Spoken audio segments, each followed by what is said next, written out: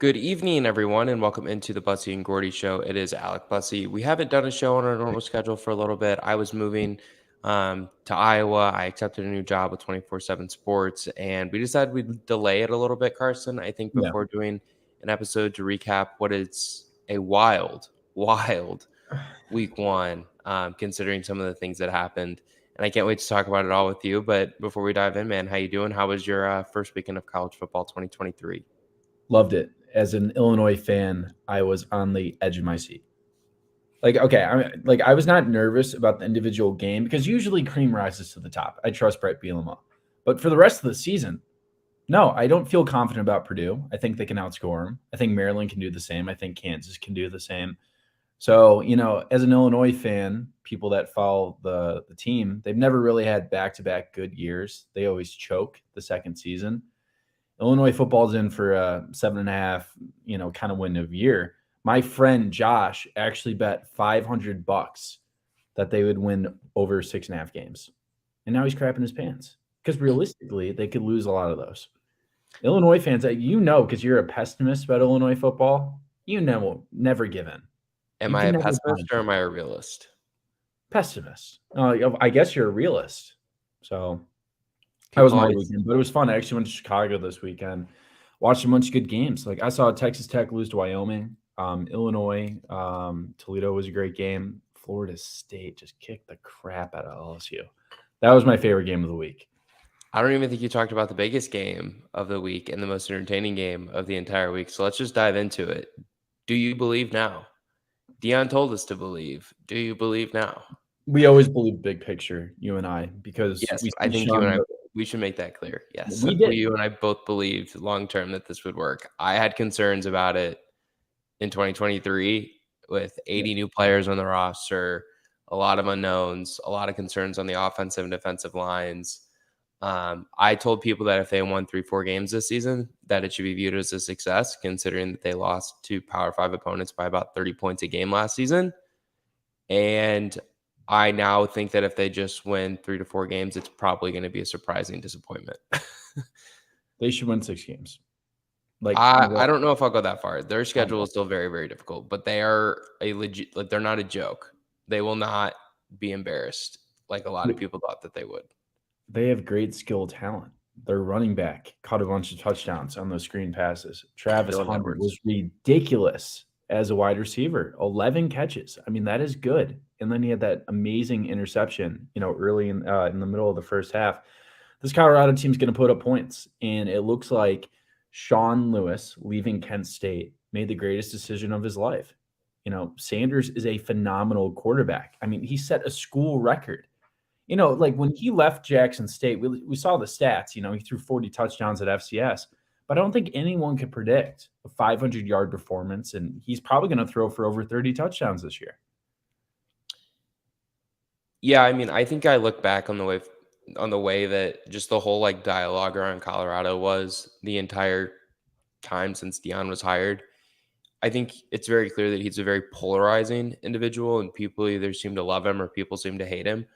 I really like Dion. I think everything he says is must listen. He's a magnet. That's kind of the adjective I used to describe him. I know magnet's a noun, but I'm using it as an adjective in this sense.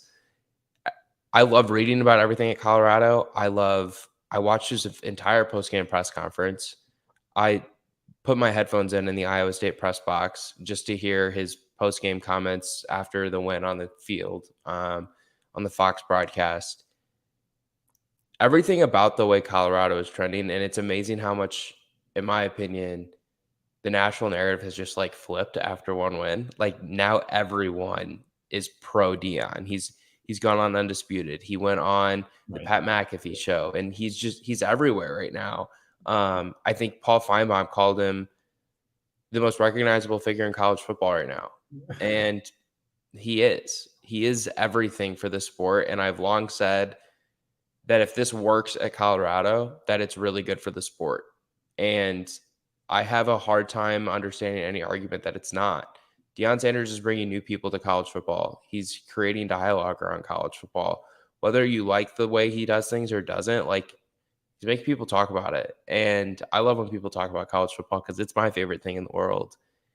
And Dion just seems to have a way of making people talk. And the fact that they won their first game against a ranked opponent on the road, they're one of two teams to have a ranked, well, three teams now, to have a ranked win on their resume. Colorado, Duke, who we're going to talk about later, and Florida State are the only three teams to have a ranked win. And Colorado is the only one to do it on the road. People were going to go wherever the wind blew. If they lost by a lot, they would have said, oh, Dion's not ready for prime time. If they won, people were going to jump on the bandwagon. People want to, cheer on success and be bandwagons. But when we look at this team, they still gave up 42 points. The defense was poor. We still saw, they didn't have a tackle for loss. When you look at the way they scored, is TCU really, really a threat this year? Were they really the 17th ranked team in the country, or were they kind of living off of last year's hype? Regardless, when you look at the product of the field last year with Colorado, it was terrible. And they were one of the most irrelevant programs in the country for probably around 15 years. I mean, them and Kansas have been both pathetically bad. So I'm excited for Dion, and I think it works. When you put a bunch of 4- and 5-star skill position talent, when you get a good play caller, and you got a great quarterback, you're going to put up some points. And in the Pac-12, that works. Because when they play Arizona, when they play Arizona State, when they play Wazoo, I could see them outscoring. When they play USC. When they play USC. Washington. Those are going to be 45, 35-point games. So if Sanders can still throw those dimes and find wide receivers down the field, this is going to be an explosive offense. It works. Would this work in the Big Ten? No, probably not. I don't think it would. I can't wait to see where it goes next. Because there's so many opportunities for it to be entertaining in the Pac-12 this year. There's so many good teams. I know that nationally people don't care about the Pac-12 as much as other people do, myself being the other people. I love the Pac-12. But there's 6-7 teams in the Pac-12 who are legit top 25 teams. There's 6 teams ranked in the week 2 top 25. And there's potentially going to be 7 if Colorado wins, Wazoo upsets Wisconsin. That's someone who could be ranked next week too. The Pac-12 is legit, and there's a ton of good teams in that league that Colorado's going to get to play. And you make very great points about the defense. I don't think you can argue about that. And they had some special teams errors. They had some special teams errors too. But when you can post 40 points a game, you become really, really difficult to beat. And I think this team is going to put up 30 points, 35 points a game weekly at a minimum. Shedeur is awesome. He threw for 500 yards. He has a wide receiver 1 in Travis Hunter. He's got a couple of quality transfers from Florida schools, I should say. And Dylan Edwards, who was a 4-star top 250 recruit, I believe, committed to Notre Dame after previously being committed. Yeah, he's committed to Notre Dame. Looked incredible. He had 4 touchdowns. They have weapons offensively, and Sean Lewis showed in week 1 an ability to scheme away from a weakened offensive line by quick passes and getting it out and relying on the athletes they have on the outside. And that's really hard to take away if you're a defense. And I don't see how Nebraska keeps up this week. I really don't. I don't see Sims putting up 30 points against this Colorado team. And that this is the AP just wrote a big article about this. We are seeing the test of how to build a program, because people in Nebraska, they used to be rivals with Colorado. The state borders them, and they're seeing Deion Sanders win year 1. And then they're seeing Nebraska still having the same issues that they had under Scott Frost. If Matt Rule loses, let's just say 38-20, he's not getting fired. It's his first year, but there's going to be pissed off Nebraska fans, because around the country, Deion is showing that anyone can turn around a football team with the right personnel and the right recruiting approach. Well, and I think what's really interesting, Carson, I've said this to people when I feel like Deion's roster flip got a ton of pub in the summer when different outlets started covering they're replacing 70, 80 players from last year's roster. They only returned 10 players from last year's roster. And they did lose some valuable transfers to different schools. I know Florida State has an offensive lineman who started at Colorado last year, and he started at Florida State against LSU on Sunday night. They lost a few other important transfers. I know a receiver left the program and is at somewhere else. But I've said that I think most coaches would like to be able to flip a roster in their first year, like Deion did, if they had the opportunity to, but they don't have the wherewithal, they don't have the personality, they don't have the cachet to come in and just do that. And I think if you really kind of look deeper into some of the other programs who hired first-year head coaches this year, you'll notice that a lot of them drastically flipped their roster. Arizona State, I think, has somewhere around 50 new players. Texas State, I didn't know this until this past weekend after they upset Baylor. They brought in the second most transfers in the country under our first-year head coach down there, and it's around 50 as well. We know Lincoln Riley did a big roster turnover at USC in his first year. But I think you make a great point. Like, if this works at Colorado in year one and they go to a bowl game and they go 6-7 wins, they win 8 games somehow. To think that future coaches aren't going to do the same thing. Well, net rule's not. Well, and I think it's also important to point out that most coaches aren't going to inherit a situation at a Power 5 school as bad as what Deion did. Like you said, Colorado is one of the worst programs in the country over the last 15 years. Jim Nagy, the director of the Reese's Senior Bowl, said to his scouting team, don't even evaluate Colorado games from last year because the teams that are playing them just dominate them because Colorado didn't have players good enough of being on the field. So that just shows you like how big of a disadvantage Colorado was at last year. They lost games by an average of 30 points to Power 5 opponents. Like, I don't think that Kenny Dillingham's roster inheritance at Arizona State is even comparable to as bad as what Deion inherited at Colorado.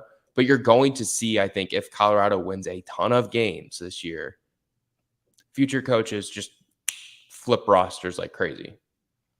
But it is a good point, like how many people like Deion Sanders could bring over a Travis Hunter. You know, no one, you can't just bring over Travis Hunter. No, usually Travis Hunter is going to play for Florida State or Alabama in the first place. Ironic you say Florida State.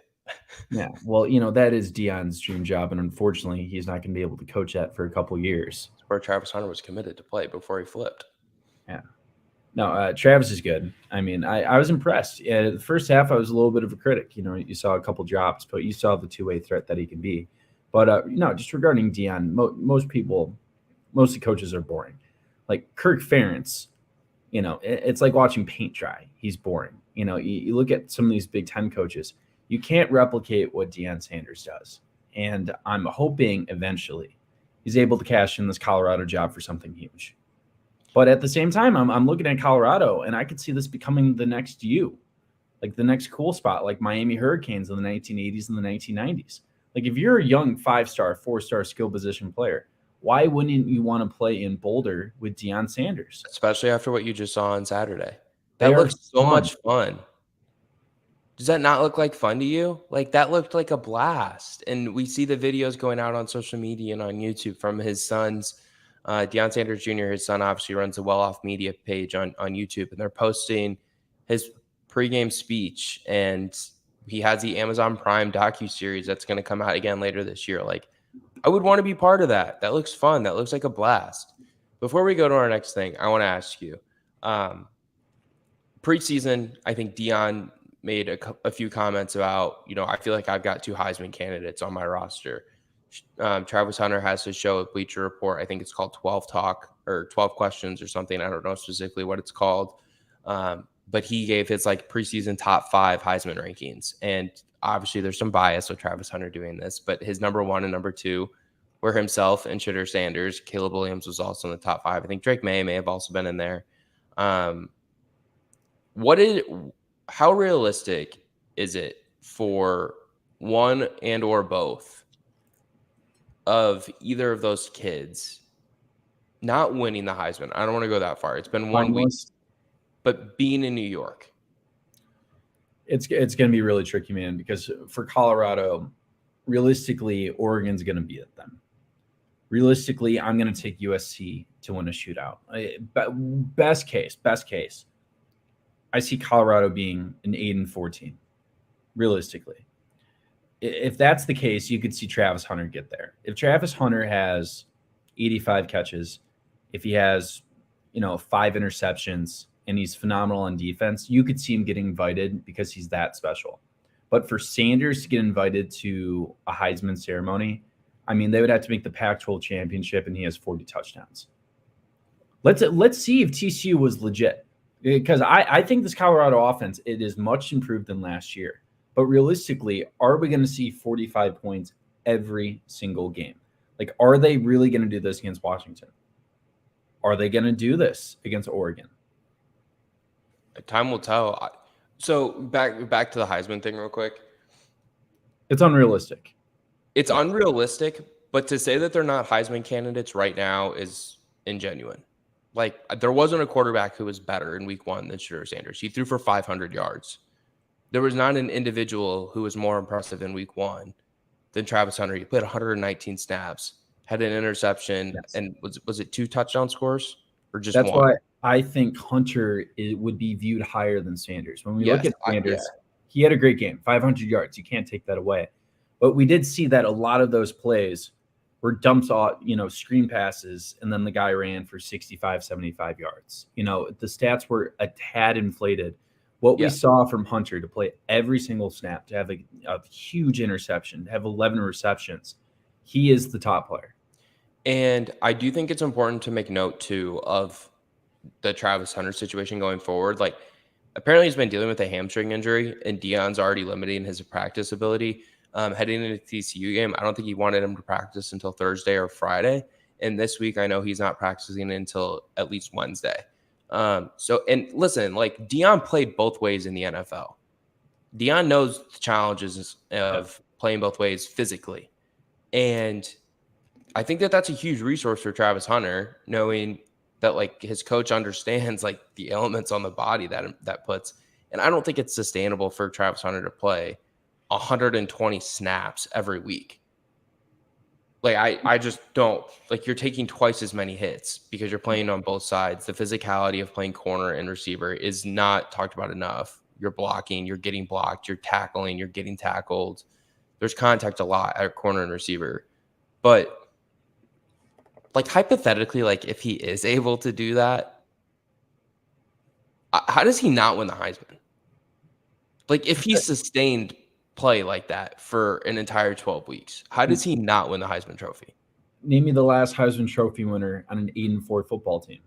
Name me the last Heisman Trophy winner to play 120 snaps, have an interception, and over 100 yards receiving and a touchdown every week. And it should have been more. Like, when Charles Woodson was the great two-way player, he only had 11 receptions. But the point he was playing most of his other snaps came on special teams. To be a non-quarterback and win this award, you better make the college football playoff. You better be going undefeated. I don't think I don't know if that holds true for Travis. You think Travis Hunter, 8-4 Alamo Bowl? I think if he does that for 12 weeks and they go 8-4, I think he'll win the Heisman. He'll be invited just like Ndamukong Suh. No, dude, I think if he plays like that both ways for 12 weeks and puts up those numbers, I think he'll win the Heisman. But I don't think it's possible for him to sustain like that for 12 weeks. I'm going to say he sustains it and he wouldn't even smell it. He's not winning the Heisman. Wow, that's bold. You know what else was bold, Carson, was the showing that FSU put on LSU. I actually picked LSU to go to the playoffs, so you can dog me for that. But if you want to dog me for that, I'm going to dog you later in the show for something. No. Okay, first of all, let's just put that to rest. You have Clemson. You had them beating Florida State in the regular season. I know that. I didn't ever pick that individual game. No, but realistically, that's what you thought. You thought Clemson. No, I didn't necessarily think that. I don't really generally pick regular season games preseason like that. Because let's look at FSU and LSU first. Just real quick. No, I have to put this to rest. You thought Clemson would be good too. You thought LSU. No, I thought that Clemson would be very similar to last year, which is ACC title game. Yeah, but I didn't think they were that good last year. I didn't think so either. Just because people forget that Clemson is good at football. Well, they won the ACC, but I'm not saying they won the national title. The difference between you thought LSU would actually beat Alabama and go. I think that's still on the table. That's not on the table. Daniels is not a good quarterback. That's so okay. What's more on the table to you? LSU going to the SEC title game or Clemson looking anything like a ACC championship contender, which in hence would be a college football playoff contender? Clemson will probably still be in the ACC title game. That Yes. does not mean that they're a contender, and I don't know if I go that far. They scored 7 points against Duke. Yeah, and how many turnovers did they have at the 1 yard line? Hey, they fumbled it, and even if they punch it in twice there, guess what? They still lose because that's only 14 points. It's 28-21. You know the whole game changes if they punch it in the Both third. of those came when they were trying to come back in the game. They were already down multiple scores. No, they were down 13-7. Give them. You're just wrong. You want to give Clemson those 2 scores. Yes. Fine. I'll also give them their 2 field goals. But if we're going to do that, then I'm taking away one of Clemson's touchdowns in the first half when Duke muffed a punt at the 13-yard line, which led to Clemson's only touchdown in the game. Realistically, Clemson put up enough yards to win this game, but they played sloppy. And, Clemson lost to a team that didn't even play well. When you fumble, it's like the Illinois-Indiana game when you have 4 turnovers. I don't care. Quit talking about Illinois. Or Clemson lost to Duke last night. Or Duke didn't even play that well. Or when you have Michigan and TCU. I mean, yes, when you fumble the ball at the 1 yard line and you have 28-point swings, it's going to be difficult to win. Realistically, Clemson could still make the ACC title game even with a loss to Florida State. Sure, fine. Move away from this like individual loss for Clemson. I was told that it was DJU's fault. I was told it was Brandon Streeter's fault that Clemson sucked. No, none of that was true. None of it was true. I've been on Clemson's downfall for a couple of years. The reason Clemson is downfalling since winning the national title in 2018 is because Dabo Swinney is stuck in 2017. He refuses to adopt to the sport in its current setting. They don't accept transfers. The only transfer that I can think of them adding to their roster is Ben Johnson, the quarterback who was at Northwestern after transferring away from Clemson to start at Northwestern and failed miserably as a starting quarterback. Or not Ben Johnson, Hunter Johnson, sorry. Yeah. Transfer to Northwestern, former 5-star prospect, fine. Transfers to Northwestern, fails miserably as a starting quarterback, goes back to Clemson. That is the only transfer that I can think of. Clemson's wide receivers couldn't get separation in man coverage against Duke last night. Duke played man coverage against Clemson's receivers, and they couldn't get separation. You didn't go to the portal and add Keon Coleman, who had 3 touchdowns for Florida State against LSU. You didn't go to the portal and get A.D. Mitchell, who transferred to Texas. You didn't go to the portal and get, I don't know, even an average name, Ra Thompson, who transferred from Mississippi State to Georgia. You didn't go and get a Dante Cephas, who went from Kent State to Penn State. All of those guys probably would have had interest in transferring to Clemson. It's Clemson.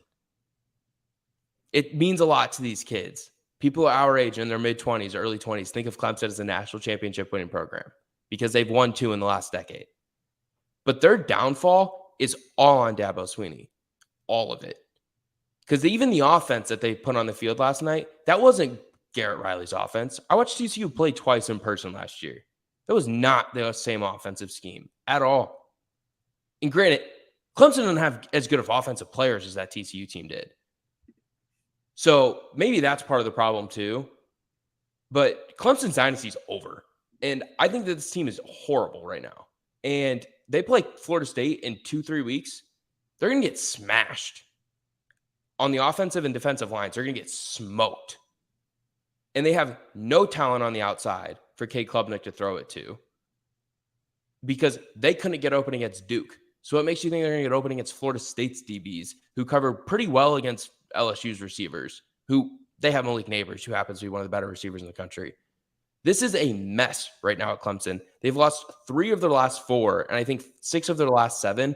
And of those losses, a couple of them are by multiple scores.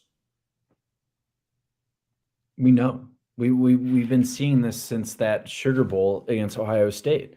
And the reason why Dabo Swinney was such a great head coach and was winning all these games, every year he happened to get an NFL defensive line, and he had generational talents at quarterback. Taj Boyd, big name. Deshaun Watson, big name. Trevor Lawrence, greatest NFL prospect of all time. But when he gets mediocre quarterback play, he can't keep up. And you know what? They probably, if they play Duke 100 times, they probably win 85. I mean, those were crazy turnovers. Are you sure? Yes. I don't think they fumbled. I don't know if I feel like that's true. They outgained him in yards by a lot. They were moving the ball in the red zone. Take away the turnovers. You don't think they win that game? You think Duke straight up is a better football Duke team? played. I don't think Duke played overly well, and Duke beat them by 3 touchdowns, It was 13 to and they 7 gave going, Clemson a touchdown. but it was 13 to 7 going into the fourth quarter. This was a close football game, and Duke made the right plays, and Clemson made too many mistakes. But overall, no. Big picture, let's look at the Florida State game. Florida State's going to clean their clock. Florida State's going to outscore them. Florida State's going to harass that offensive line. And it's going to be difficult because this was supposed to be a college football playoff kind of contender year for Clemson. And every single year, Dabo Swinney's gotten worse. And they're trapped because they just gave him a 10-year extension. He is Mr. Clemson. I mean, we are seeing a slow and painful death for this program. And they're going to be stuck with him for at least 5 more years. Just to continue, there's been a lot of Riley Leonard love today at Duke. And first of all, he deserves it. He led them to a win. He's a legit NFL prospect, potential first-round pick, maybe a second-round pick. I think Mel Kiper has him top 25 on his big board right now.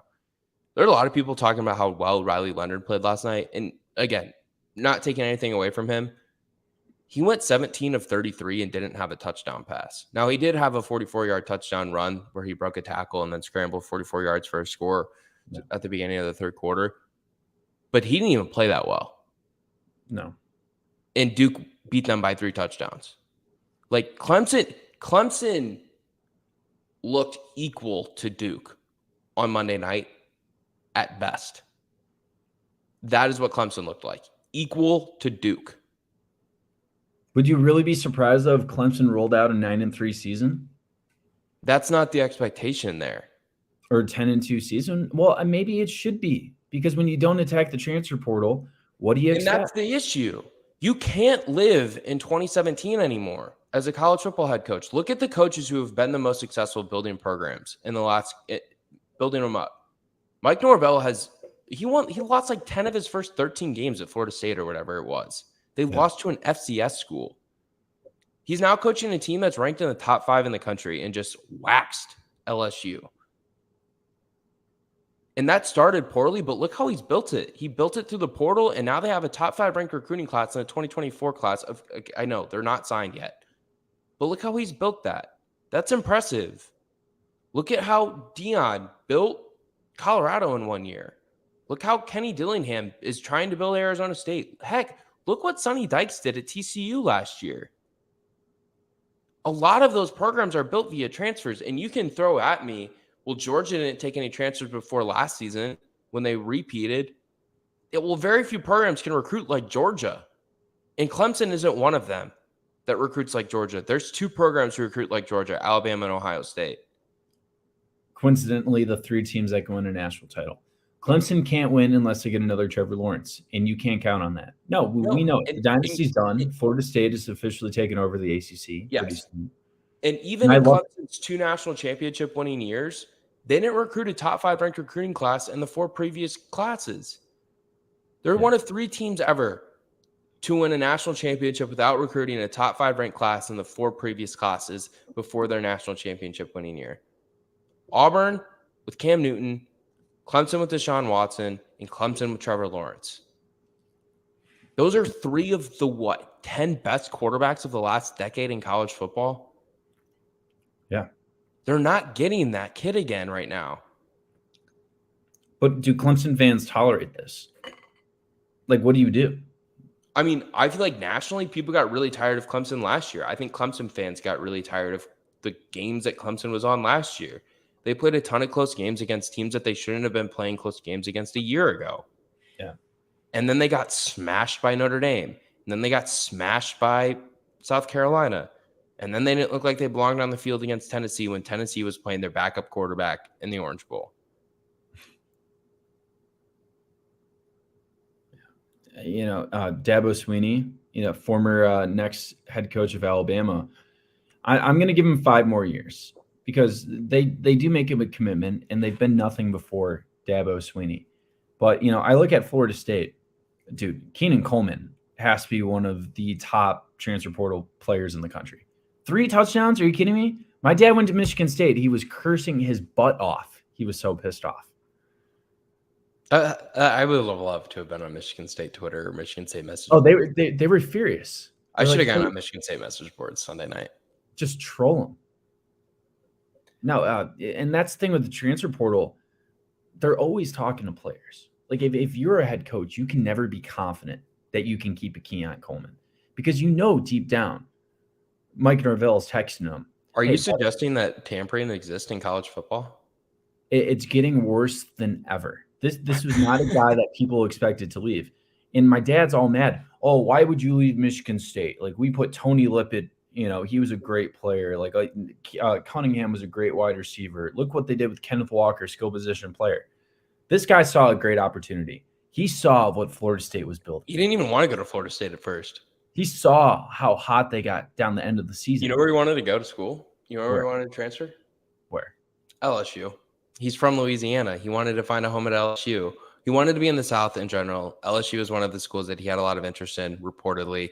Ole Miss, he also seriously considered. Decided to go to Florida State, and it looks like he found a phenomenal home. Because, like you said, he had three tutties in that first game, and Jordan Travis got him the ball, and he's got another really talented player across him in Johnny Wilson. Can Florida State be a legit national title threat, though? Like when they play Ohio State, Michigan, Georgia, do you think Florida State has a chance? If you're looking at their 24/7 team talent composite, I don't think that they rank high enough in that to legitimately have a chance to win a national championship over the course of 15 games, because I think what really wins you a national championship is the depth of talent. Because if you have a Jared Verse get banged up, God forbid that happens. He's a great player. He played great against LSU in week 1. If Keon Coleman gets banged up, do you have somebody who can step in and be an impactful player at an important position that is of equal or close to talent? I don't know if I think Florida State is there just yet. I think in a couple years, if Mike Norvell continues to recruit classes that are top 5 ranked, yeah, because he's proven over the last few years to be incredible in the transfer portal. Jared Verse transferred from Albany, a FCS or Division II school. Keon Coleman, obviously a great player. Jordan Travis is even a transfer, actually. And he wasn't very good at when they first got there, but they've done some good jobs developing him and helping him along. And look at how good he's turned into. I mean, he looks like a potential Heisman candidate as well, if you want to go there. So, yeah, I think there's a world where Florida State is certainly a playoff contender. I think they were a playoff contender entering the season. Do I think that they're a true national championship contender? I think they picked a great year to have a team that is preseason top 10, entering week 2, top 5 in the country, because Ohio State, they have a quarterback in transition right now. I mean, we won't talk about Kyle McCord and the way he looked. Overall, that offense, I would say, looked lethargic against Indiana. Now, don't overreact, Ohio State fans. C.J. Stroud didn't look great in his first couple showings either. Georgia's got a new quarterback. Alabama's got a new quarterback. I know they posted 50 or 60 points, or whatever it was, on Middle Tennessee State, and they didn't allow a point against them. There's a lot of schools with transition at important positions. So I think if there's a team that could come out of that and rise to the top and maybe take advantage of some of the other schools who traditionally would be competing for a national title, Florida State's definitely in that group of schools. Yeah. And with Florida State, I what I like with this whole new college football thing is we're seeing the good teams with the big brand step up. It is fun to watch college football when Caleb Williams is scoring 56 points a game. It's fun to see Tennessee. It's fun to see this Florida State team. We haven't seen this since 2014. Florida State was a missing program for the past 9 seasons. And dude, they haven't beat Clemson since 2014. Mark your calendars. That's going to be a huge game. Like, yeah, Clemson might not be that good, but it's going to be the official passing of the torch of the ACC conference. It's back to who it belongs. Like, Florida State has sexy uniforms. They have better players. It's going to be awesome. I feel like there was a 3-year stretch when we were, like, I guess it would have been right around the time that we were transitioning from junior high to high school, where the biggest regular season game of the year was Clemson and Florida State for like 3 consecutive seasons, maybe 4. I remember watching them in hotel rooms, traveling for certain weekends for different things. And greatly enjoying those games, them being quite built up, whether it was Taj Boyd, Clemson, or Jameis Winston, Florida State. And I think a lot of people were thinking that we were going to see that this year for week one. I don't think that we're going to see that. I don't think it's going to be a very good game. I hope not. I hope Dabo learns his lesson. Yeah, it actually matters to get skill position talent. It's actually good to get a good wide receiver. Well, the thing is, they did recruit receiver talent. They had really good receiver talent. I mean, DeAndre Hopkins went to school there. Sammy Watkins went to school there. They had Justin Ross. They had T. Higgins. I was in 5th grade. Like, who has it been recently? They haven't had a really good receiver since they won the national. I mean, I guess Justin Ross was good. I think his last season was 2021, but remember, he had that serious injury situation where he had to miss an entire season, and he came back and he wasn't really the same player. So I think that that's of a concern, obviously, is that Clemson doesn't have skill position talent because, I mean, Tom Luginbill said last night on the broadcast, the team speed between Duke and Clemson wasn't a noticeable difference. That's so sad. That says all you need to know about where Clemson's at right now, is that someone standing on the sideline can't tell the difference between how fast Clemson is compared to Duke. I was at work yesterday and, there's a TV there. So we turned on the game. And it was a close game at the time. It was, I don't know, probably 13-7, middle of the third quarter. And one of my coworkers says, Duke has a football team? I didn't know that. They do. And they were literally beating Clemson. I mean, pretty much wire to wire, right? Did Clemson ever have the lead? 7-6? No, they did not ever have the lead, I don't believe. It's a sad day for that awful, awful head coach. And hey, I want to ask you a couple questions. So we've seen week 1 of college football. Let's go around. Let's do our updated conference title picks for fun. How are you kind of feeling? SEC West, who you taking? I'll probably take Bama. But I still think it's close. Like, I think that there's a world where LSU does figure some things out. They were down their top 2 running backs, including a transfer from Notre Dame. And I think that had something to do with LSU's inability to run the ball. I mean, Jaden Daniels was their top rusher on Sunday night. Now, he'll obviously have to play better as the season progresses for LSU to do that. Yeah. They'll also get Mason Smith back on the defensive line after he finishes his 1-game suspension for signing stuff before NIL was legal, thanks to the NCAA. Mekhi Wingo looked great in week 1 on the defensive line for LSU. In my opinion, the biggest issue for LSU on Sunday night was that they played Harold Perkins as a spy. They talked a lot this offseason about how they were going to play him at linebacker and do different things with him. Harold Perkins was put on this earth to rush the passer. Why the hell was he 7 yards behind the line of scrimmage and going out in pass coverage against receivers? Let him go after Harold Perkins. Quit screwing around with this, Brian Kelly. Quit it. Off-ball linebackers are nowhere near as valuable in college, and they're nowhere near as valuable in the NFL, and the financials of that will tell you the truth in the NFL. Let Harold Perkins rush the passer. He was really good at it last year. He was maybe the best defensive player coming into the country this season. Let him rush the passer. Because that 3-man front of Perkins, Wingo, and Smith has potential to be the best in the country. But they have to let Harold Perkins rush the passer. Hey, this week, by the way, when I look at Texas, Alabama, let's say Alabama smacks Texas. Which is on the table. It's on the table. I might start thinking Alabama wins the national title. Because Peck did not look good for Georgia. What did it? Sorry? Georgia's quarterback did not look great. I think he'll be okay. He looked really good in the national championship game. And, I mean, he has Brock Bowers to throw to. He has Dominic Leggett. He's got Ra Thompson. Like, I think he'll be fine. Like, winning 3 straight is tough.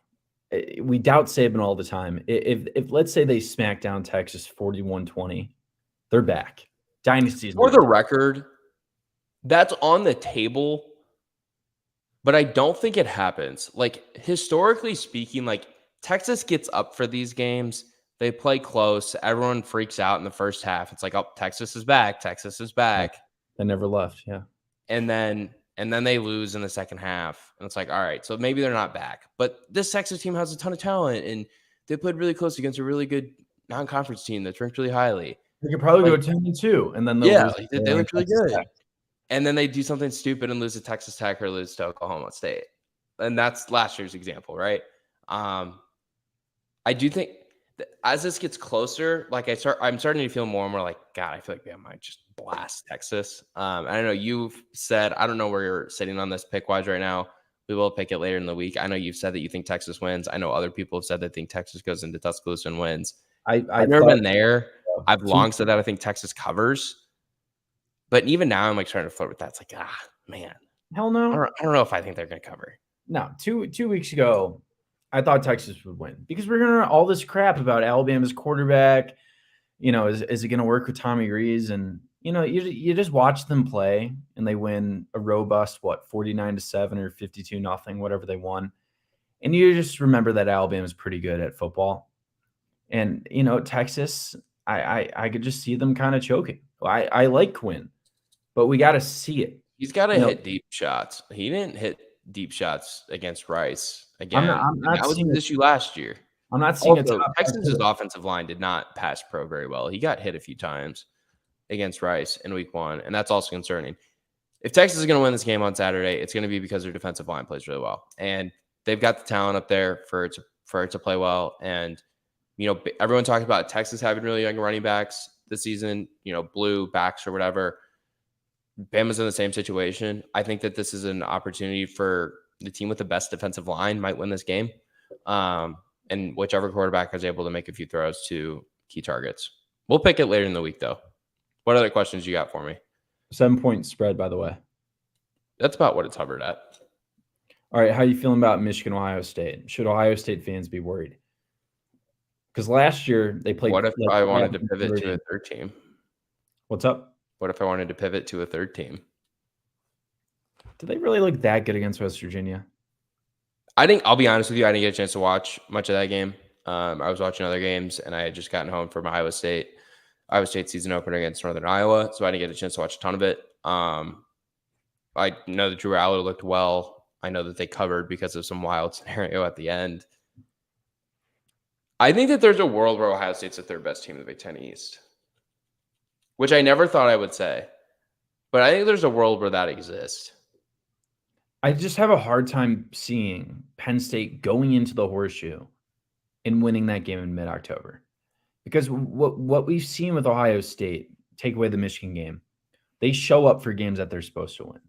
Like when they play Penn State, they show up.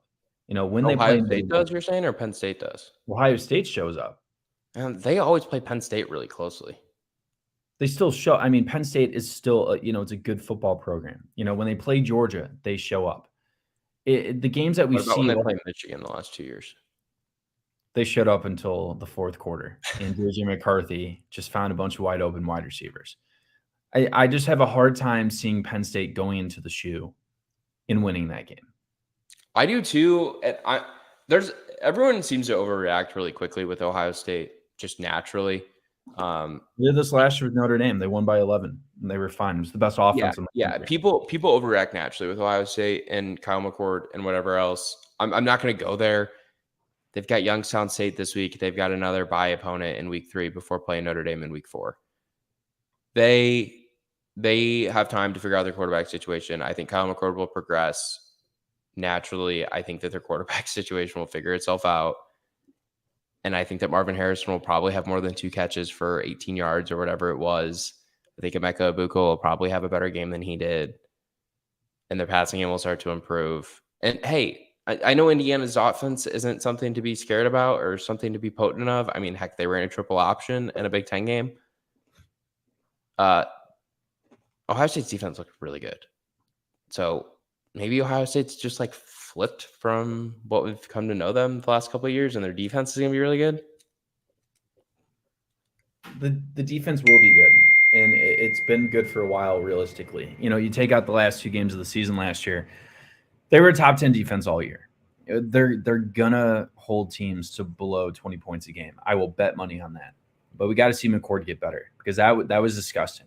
23 points against Indiana is unacceptable. Unacceptable. Yeah, I mean, it was his second career start. His first came back in 2021 against Akron, I believe. So we'll kind of see where that progresses over time. I think he'll figure it out. I thought it was great. I trust Ryan Day to put a good quarterback on the field, and I think with gain experience, I think with more snaps, I think with more opportunity, seeing more live reps, I think they'll kind of figure it out. Yeah. You know, it's Remember, CJ Stroud didn't look that great in his first performance against against Minnesota. He didn't look great against Oregon. Nope.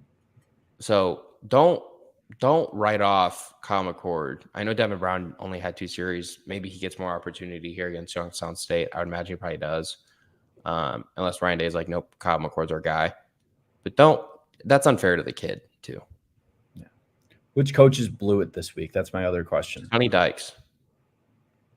Actually, no, that's not where I'm going to go. Sonny's fine. Sonny is not where I'm going to go. Dave Aranda. Dave Aranda is about to get fired. No, he won't. After this year, when they go 4-8? No, he won't. Why? He's already. I've been seeing. Baylor's a private school, but he got a contract extension after 2021 when they won the Big 12 and they went to the Sugar Bowl. It's going to be really expensive to fire him. I just can't imagine that they fire a coach after. They went to a bowl game last year. I know they underachieved, but I can't imagine that Baylor fires a coach 3 years, 2 full seasons removed from winning the Big 12. That's very reactionary, and I don't like the way it's trending right now at Baylor, considering they just lost to Texas State, who got their first win ever against a Power 5 opponent. By 11. I also didn't get a chance to watch a snap of that game. But, like I said, I don't like the way it's trending, but I just don't see Baylor firing a coach 2 years removed from winning the conference championship. That just seems very reactionary for a program who historically is one of the worst amongst Power 5 schools. Now, they've had a lot of success still in the last decade, so maybe they have some support for it. Players in our age, 18-year-olds, 17-year-olds, 20-year-olds, they don't think of Baylor of the scary stories from the 1980s where they couldn't win more than 3 games. You think of Art Briles' offense. You think of Matt Rule almost winning. I don't think thinking of Art Briles is a good thing. X's and O's on the field. Let's be real. Art Briles was a phenomenal football coach. Baylor can do better. He won a lot of games at Baylor. He also didn't maybe do the best things off the field. Regardless, that's a program that used to score 45 points a game. I'm thinking Sean Lewis to Baylor would be just a chef's kiss. I think he's born for it. How about Mike Elko? I think Mike Elko's got to be the hottest name on the coaching market right now. I think Elko could pretty much coach any program in the country after seeing what he did at Duke. David Cutcliffe, great coach for the first 12 years of Duke. They really went downhill those last 3 years, and he was kicked out the door. Duke was not expected to go 9-4 last year. No, they were not. Duke was probably supposed to go 3-9. Duke is never expected to win 9 games in football. And they were 13-point underdogs against Clemson. Hey, and they won by 21. They won by 21. Who picked that? You did not pick them to win outright. You thought I picked them in my Super Dog League with you and one of our other buddies, and I would like just say who picked it. You thought that Duke would cover the spread. Yes. Did they cover the spread? Yeah, they covered the spread. Most spreads are 50-50. That's why they make it a point spread. They make it close. Hey, I'm just saying I nailed that. That was a good one. You also nailed your Super Dog pick if we're talking for spreads. Yeah, that should have been a win. Georgia Tech was up 15 at halftime. That game was hilarious. Just a gross game. That game was so funny. I loved that being my Friday night. That was an awesome way to spend my Friday night, watching that mess of a game. I only got to watch a little bit because I was at work. But no, our Super Dogs are doing good. But we both did bad with the spreads. I think we only I actually didn't do as bad with the spreads. I didn't do great in the Big Ten. I was 4-7 in the Big Ten, but I was over 500 in the Big 12. What will be the expanded Big 12? I was right around 500 overall. I think I was 14-15. Really? Or 13-14, something like that. 13-15 maybe. I was right around 500 overall. What was what are you most excited for this week? Colorado, Nebraska? No, got to be Texas, Bama. I think it's going to be a blowout. I don't. I really do. I think Alabama's going to cover. I think they're going to win by double digits. I'm going to say I'm most excited for Nebraska, Colorado. That's definitely up there. I think Folsom Field's going to be nuts. I think Fox Sports is the biggest marketing geniuses of all time. I think it's a dang shame that those games are being broadcast on Big Noon, to be honest with you. I got to look at a score bug that looks like it's from the 2008 Wii version of NCAA football. I've got to listen to Gus Johnson scream into a microphone every time Dylan Edwards touches the ball. I feel bad for Joel Klatt, who's actually grown on me a lot as a color commentator over the last few years. I think his analysis has grown. Some of his opinions on his podcast I like, some of them I hate. Big Noon and Fox's overall broadcast production quality is quite low in comparison to ESPN, CBS, NBC. It's honestly embarrassing. I agree with you. It's a different field. However, being that 11 o'clock game, you get all the eyeballs on you. I mean, it's huge for these kind of programs. These are getting there's not a ton of other good games on at 11 o'clock. It was a genius by Fox to put their best game at noon. Yeah, and I love it. You wake up and you see a good game. Big week for week 3. It's going to be Penn State, Illinois. Like, I'm pumped. That is that might not be a good game. You can get. It is the Big Noon. I know, but that might not be a good game. You don't think it's going to be a good game? Not after the way those two teams played in week 1. I don't think that will be. You don't think Luke Altmaier is going to throw for 350 yards and just scramble around? Not against Penn State secondary. I don't think you will. Penn State is legit, but I think Chop Robinson and Abdul Carter are going to be giving Illinois' offensive line issues if it plays the way it did against Toledo. Illinois is not good. We know. It's a killer. And I feel bad for my friend that bet $500 that they'd win over 6.5 games. They might go 7-5, but they're going to have to beat that Northwestern team to get there. Because this team is enough Illinois discussion. People don't want to hear Illinois discussion on this podcast. That's also enough discussion for this episode of the Busse and Gourdie Show. You like that little ending transition there? Sounds great. All right, everyone. Thank you for listening to this episode of the Busse and Gourdie Show. We'd appreciate it if you guys hit that like button, hit that subscribe button if you're listening on YouTube. If you could leave a review on whatever platform you're listening to us on, whether that's Spotify or Apple, if you're listening to us after this live version, we appreciate that as well. Thank you guys for tuning in. We'll be back later in the week, hopefully with our picks against the spread for week 2 of the college football season. Thanks for listening, everyone.